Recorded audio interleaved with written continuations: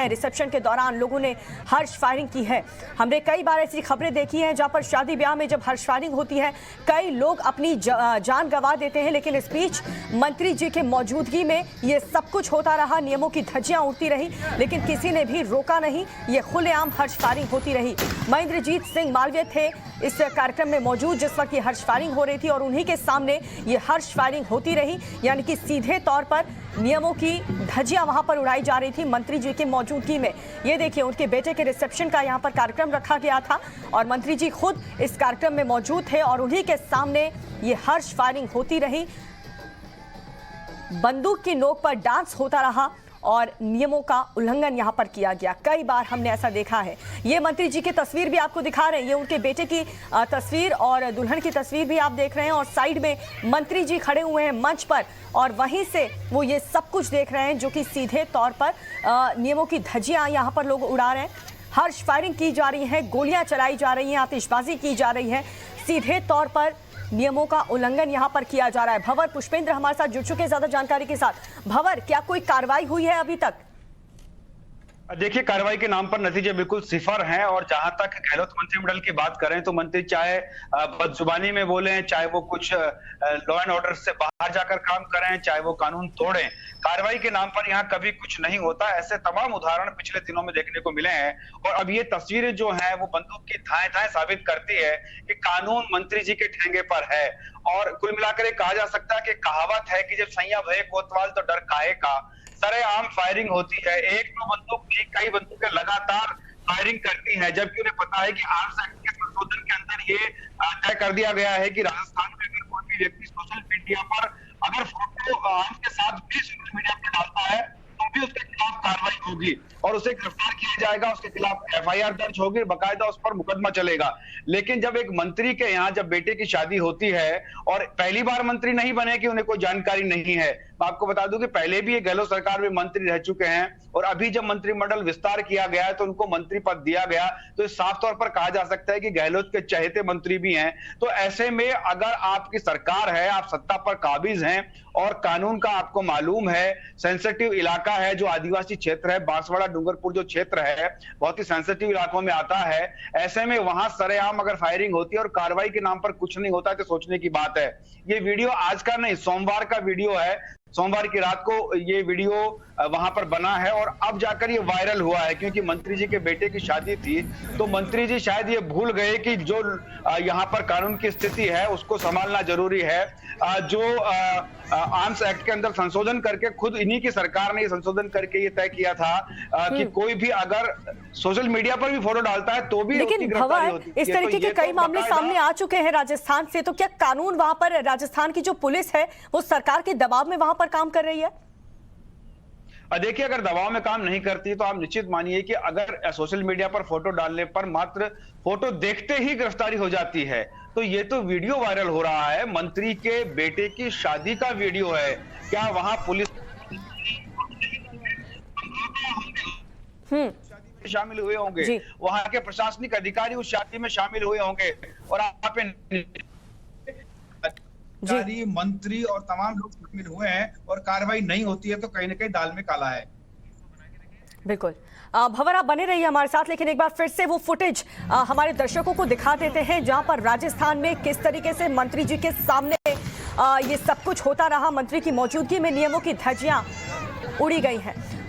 शहजाद पूनावाला हमारे साथ जुड़ चुके हैं। शहजाद, देखिए, जब यूपी में इस तरीके की घटनाएं होती हैं तो कांग्रेस लगातार आरोप लगाती है, हमला बोलती है, लेकिन अब राजस्थान में खुद जहां पर कांग्रेस की सरकार है मंत्री जी के सामने ये सब कुछ होता रहा, हर्ष फायरिंग की गई। बिल्कुल, जब सैया भये कोतवाल तो अब डर काहे का। देखिए, जिनके हाथों में कानून व्यवस्था को बनाए रखना है, अगर वही कानून व्यवस्था को हाथों में लेंगे तो इस प्रकार से राजस्थान के अंदर जो आपराधिक घटना है वो लगातार बढ़ती जा रही है और उसका मुख्य कारण यही है कि वहाँ के नेतागण ही जो है वो कानून की धज्जियां उड़ाने में सबसे आगे पंक्ति में खड़े हैं। पर दुख की बात यह है कि प्रियंका वाड्रा जी, राहुल गांधी जी जो उत्तर प्रदेश के विषय में तो बड़े बड़े उपदेश देते रहते हैं, अब वो इस विषय पर क्या बोलेंगे? क्या वो ट्वीट करेंगे? क्या वो बर्खास्ती मांगेंगे? क्या वो कानूनी कार्रवाई मांगेंगे? मुझे बताया गया है कि अभी इतने घंटे होने के बावजूद भी मंत्री जी पर ना कोई केस हुआ है, ना कोई पुलिस को कार्रवाई करने दी जा रही है। तो इस प्रकार से राजस्थान की जो कानून व्यवस्था है इसीलिए चरमराई हुई है। नंबर 1 पर है राजस्थान रेप्स के मामलों में, नंबर 1 पर है महिला उत्पीड़न के मामलों में, नंबर 1 पर है सारे तमाम जो आपराधिक घटनाएं होती है उसके मामलों में, और इसका मुख्य कारण यही है। चलिए, बहुत बहुत शुक्रिया शहजाद आपका टाइम्स नाउ ऑफ भारत से बातचीत करने के लिए। तो बीजेपी प्रवक्ता शहजाद हमारे साथ जुड़े हुए थे, जो कि कांग्रेस पर आरोप लगा रहे थे कि जिस तरीके से यहाँ पर कानून व्यवस्था पूरी तरह से फेल है और अपराध लगातार राजस्थान में बढ़ता जा रहा है, लेकिन किसी भी तरीके का एक्शन सरकार की तरफ से नहीं लिया जा रहा। राजस्थान सरकार की तरफ से, जहाँ पर कांग्रेस की सरकार है, नहीं कोई एक्शन लिया जा रहा और अभी तक इस पूरे मामले को लेकर के कोई भी कार्रवाई नहीं हुई है। जाहिर सी बात है, मंत्री जी के बेटे का रिसेप्शन था, यहाँ पर तमाम प्रशासनिक अधिकारी भी मौजूद थे। ऐसे में सवाल ये उठता है कि अगर मंत्री जी नियमों की धज्जियां उड़ाएंगे तो वो आम जनता को क्या मैसेज देंगे, क्या संदेश देंगे, किस तरीके की कार्रवाई वो वहां पर क्या कानून व्यवस्था वहां पर लागू करवा पाएंगे।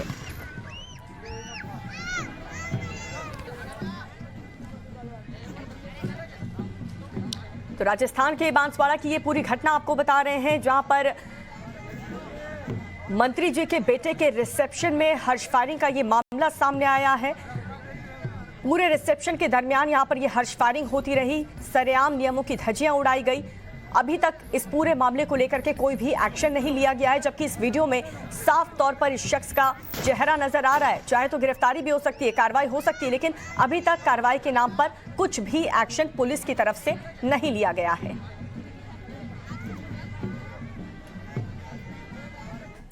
और चलिए, खबरों के सेंसेक्स में हमारे तमाम सहयोगी हमारे साथ अलग अलग जगहों से जुड़ चुके हैं, जो कि बताएंगे क्या हालात हैं। अमित, लेकिन राजस्थान से ये जो घटना सामने आई है वो हैरान कर देने वाली है। कानून व्यवस्था पर सवाल उठा रही है कि आखिर राजस्थान में क्या पुलिस का कोई खौफ नहीं, क्या पुलिस की कुछ भी नहीं चलती?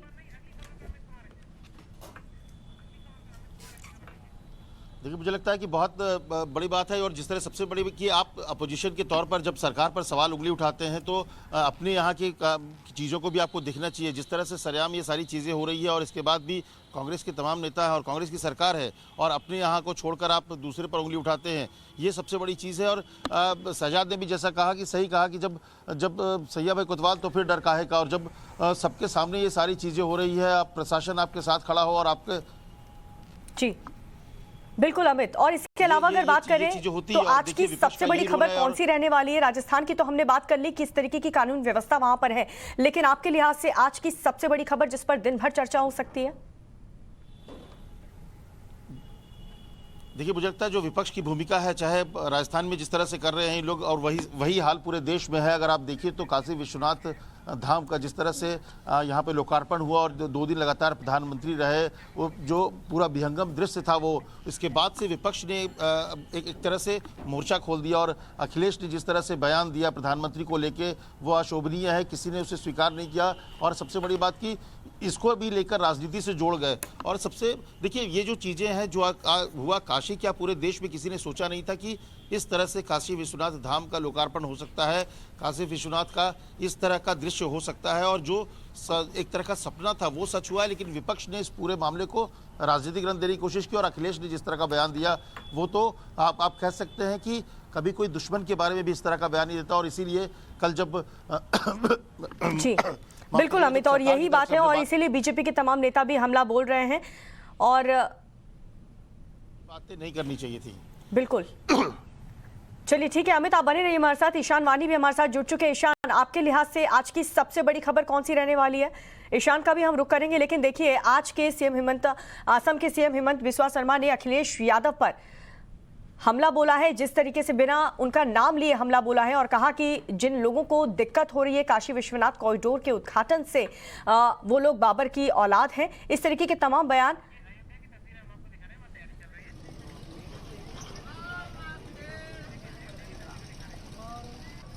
और चलिए सीधा आपको अयोध्या लिए चलते हैं। अयोध्या की ये तस्वीर आपको दिखा रहे हैं, जहां पर तैयारियां पूरी कर ली गई हैं। आज भी एक बड़ा सम्मेलन अयोध्या में रखा गया है, जहां पर बीजेपी शासित राज्य के 12 मुख्यमंत्री अयोध्या पहुंचेंगे। आज एक बेहद खास कार्यक्रम यहां पर रखा गया है, बड़ी बैठक होगी। कल भी हमने देखा था कि काशी में सभी मुख्यमंत्रियों के साथ प्रधानमंत्री नरेंद्र मोदी ने मीटिंग की थी, और आज इसी सिलसिले में अयोध्या जाएंगे। शक्ति प्रदर्शन लगातार भारतीय जनता पार्टी की तरफ से किया जा रहा है, और उसी सिलसिले में अयोध्या आज सभी मुख्यमंत्रियों को पहुंचना है। अब से थोड़ी देर में कुछ राज्य के डिप्टी सीएम भी अयोध्या पहुंच जाएंगे, कुछ राज्य के सीएम भी, सभी राज्य के सीएम यहां पर पहुंचेंगे। 12 मुख्यमंत्री आज अयोध्या में होंगे। इसके साथ ही जेपी नड्डा के साथ कई और मंत्री भी इस कार्यक्रम का हिस्सा होंगे। आज बीजेपी शासित राज्य के 12 मुख्यमंत्री अयोध्या में होंगे। सबसे पहले हनुमानगढ़ी मंदिर के दौरे से पहले तैयारियां किस तरीके से पूरी की जा रही हैं उसकी तस्वीर आपको दिखा रहे हैं हम। कुछ राज्य के डिप्टी सीएम भी हालांकि इस कार्यक्रम में शामिल होने वाले हैं और मुख्यमंत्री भी यहां पर पहुंचेंगे। बीजेपी अध्यक्ष जेपी नड्डा के साथ कई दिग्गज नेता भी शामिल होंगे। आज 12 राज्य के सीएम अयोध्या पहुंचने वाले हैं। कुंदन सिंह हमारे सहयोगी जुड़ चुके हैं ज्यादा जानकारी के साथ। कुंदन, आज अयोध्या में जो खास कार्यक्रम होने वाला है उसको लेकर के क्या जानकारी देंगे आप? देखिए, 2 बड़े कार्यक्रम है। 12 बजे के करीब में वाराणसी से तमाम जो बीजेपी के 12 सीएम अपने परिवार के साथ और कुछ डिप्टी सीएम पहुंचेंगे। पहले हनुमानगढ़ी पे वहां पे दर्शन करेंगे। हनुमानगढ़ी के दर्शन के बाद 1 बजे वो सरजू के घाट पे आएंगे। वहां पे आरती के बाद 2 बजे के करीब में रामलला का जो मंदिर बन रहा वहां पे जाएंगे और इसके बाद पूरे कॉरिडोर का दर्शन करेंगे। तो कुल मिलाकर बीजेपी की कोशिश है कि देश भर में जो उनके रूल स्टेट्स के तमाम मुख्यमंत्री हैं उनका जो एक कॉन्सेप्ट है कि कैसे धरोहर, संस्कार, इतिहास और विरासत को समेटते हुए क्या कोई डेवलपमेंट्स का पैरामीटर्स या डेवलपमेंट्स का कोई मॉडल डेवलप किया जा सकता है क्या, जिससे प्रधानमंत्री काशी कॉरिडोर के बहाने लगातार कह रहे थे कि क्या कोई अपनी धर्म संस्कृति नगरी को रिवाइव करके उसको एक टूरिस्ट डेस्टिनेशन में तब्दील करके और उस तरह से उसको प्रेजेंट किया जाए। तो मुझे लगता है कि वाराणसी कॉरिडोर के अलावे जो आज का दौरा है अयोध्या में न केवल सिंबॉलिक दौरा है बल्कि एक अपने राजनीतिक और एक निहितार्थ भी है जिसको लेके तमाम मुख्यमंत्री यहाँ पे शामिल होंगे। बिल्कुल कुंदन, आप बने रहिए हमारे साथ। इस कार्यक्रम को लेकर के और भी जानकारी आपसे लेंगे, लेकिन फिलहाल मेरी सहयोगी रंजिता भी जुड़ चुकी है। रंजिता, आपके लिहाज से आज की सबसे बड़ी खबर कौन सी हो सकती है?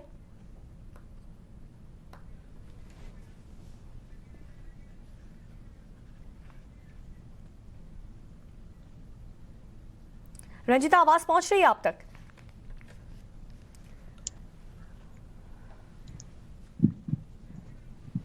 चलिए, रंजिता से हम संपर्क करेंगे, लेकिन लखीमपुर हिंसा को एसआईटी ने साजिश जिस तरीके से लखीमपुर घटना को लेकर के भी जानकारी आपको देंगे। लेकिन रंजिता एक बार फिर से हमारे साथ जुड़ चुकी है। रंजिता, क्या जानकारी देंगी आप? कौन सी बड़ी खबर आज की अहम रह सकती है?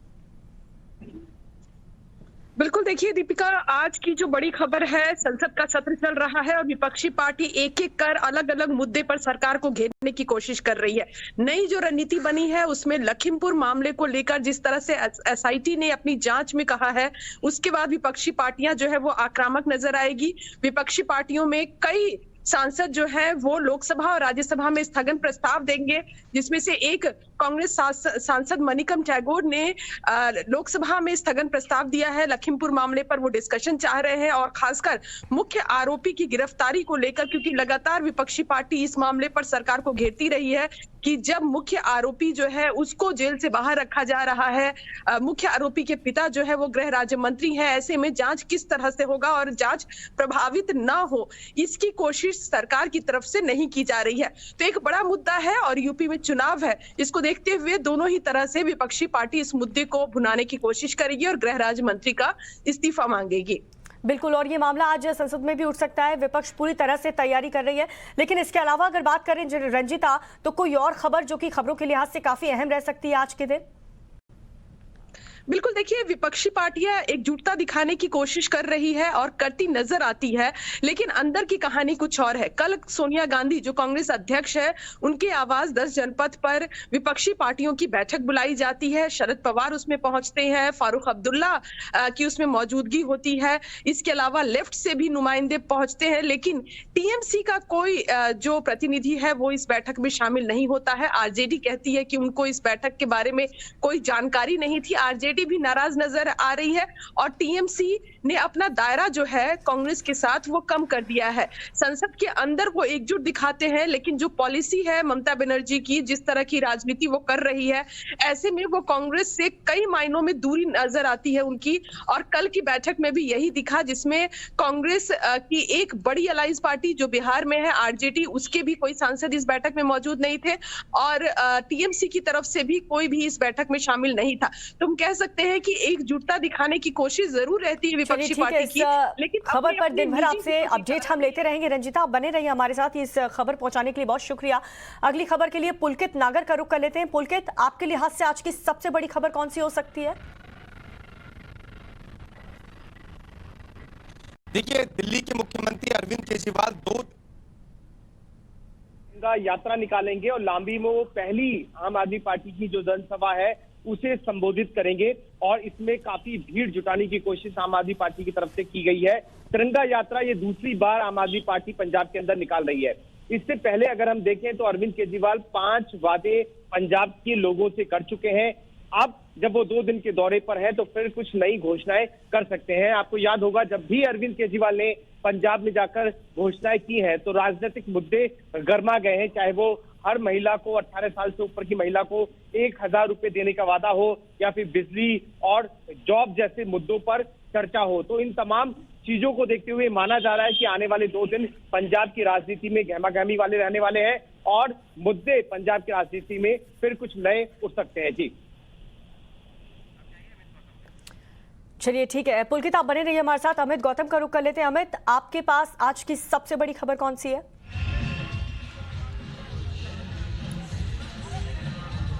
देखिए, कृषि कानून और अपने अन्य मुद्दों को लेकर करीब 13 महीने से चल रहा किसान आंदोलन खत्म हो चुका है। किसान आंदोलन को खत्म हुआ आज 5वां दिन और आज मैं इस वक्त गाजीपुर बॉर्डर पर, जिस तरह से राकेश टिकैत ने कहा था कि 15 दिसंबर को हम पूरी तरीके से समापन कर देंगे, यहाँ से सभी किसान यहाँ से चले आएंगे। आज के दिन देखिए 15 दिसंबर उन्होंने जिस तरीके से किया था, किसान अपने घर वापसी के लेने को तैयार है और देखिए इंतजाम कितने जोरदार तरीके से हो रहे हैं। यहाँ पर गाने डांस किए जा रहे हैं और यहाँ पर काफी धूमधाम से, हालांकि हवन भी हुआ था, हवन भी हुआ है समापन से पहले लगातार। और देखिए किस तरीके से भारी संख्या में किसान और आज ये अपने घर वापसी की तैयारी में। मेरे साथ कुछ किसान भी मौजूद हैं। ये बताइए, आप 13 महीने का संघर्ष था वो सफल रहा आपका, आज घर वापसी है, किस तरीके? ऐसा है, हमें खुशी भी है और गम भी है, क्योंकि जो यहाँ दिल मिले हम लोगों के, जो प्यार मिले हैं वो बहुत दिन में मिलेंगे। हम लोग ऐसे हो गए थे यहाँ से जाने में हमें कष्ट भी हो रहा है और हमारे 706 साथी जो हमारे साथ आए थे वो नहीं पहुंच पाए, लेकिन देर आए दुरुस्त आए,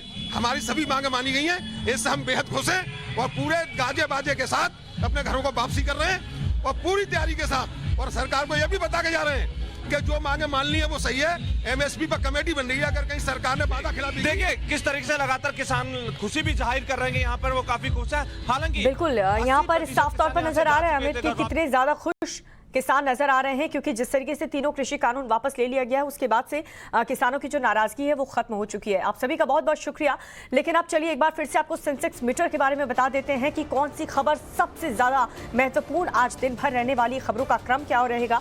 सबसे पहले मंत्री के बेटे की शादी में किस तरीके से हवाई फायरिंग हुई है, राजस्थान की यह घटना, और इसके साथ ही जम्मू कश्मीर में एनकाउंटर, एक आतंकी को ढेर कर दिया गया है। अयोध्या में आज 12 राज्य के सीएम पहुंचेंगे। इसके अलावा सोनिया की मीटिंग में टीएमसी गायब रही।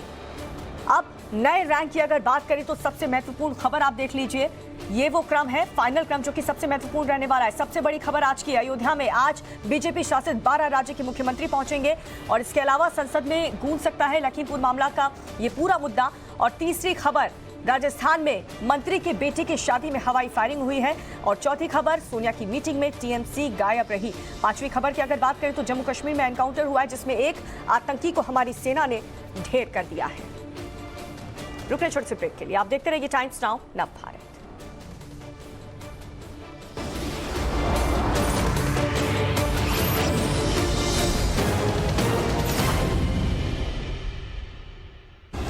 In association with Muthoot Finance, gold loan is good.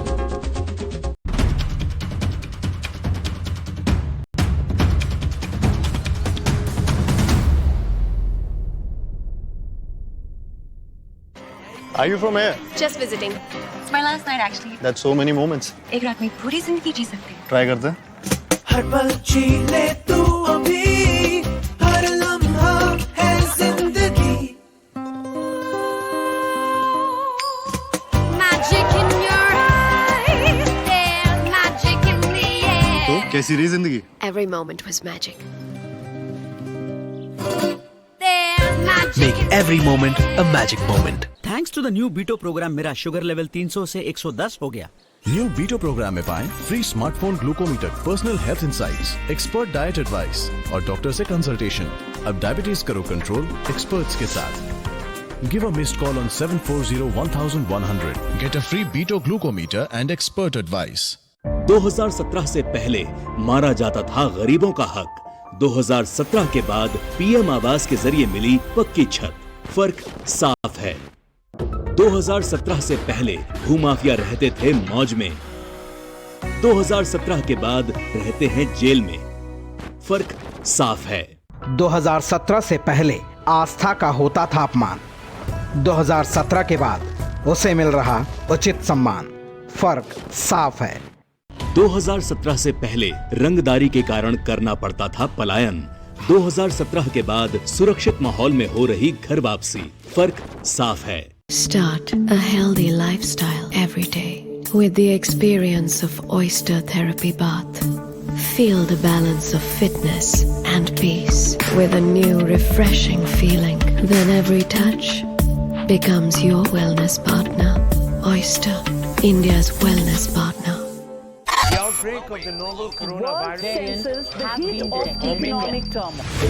When the Indian economy was hit by the unprecedented disruption caused by the pandemic, Times Network was well ahead of the curve, launching the award-winning India Revival Mission to plan for India's post-pandemic revival. Now, as India bounces back from the lows, we are putting the focus on bolstering the nation's growth and resurgence. Presenting Times Network India Growth Mission, a special initiative to bring together the best ideas from the sharpest minds to stimulate and secure India's growth trajectory, featuring high